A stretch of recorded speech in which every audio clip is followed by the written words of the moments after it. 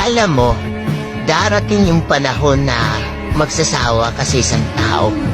At sa panahong yun, kailangan pumili.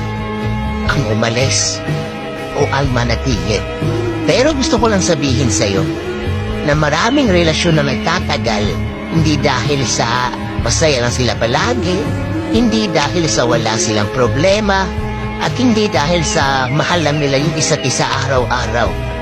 Kung hindi, dahil sa pinipili nila yung isa't isa araw-araw. Dahil sa pinipili nilang manatili kaysa isipin yung mga pagkakamali. Tandaan mo, ang taong totoong nagmamahal ay yung taong pipiliin ka ng matagal.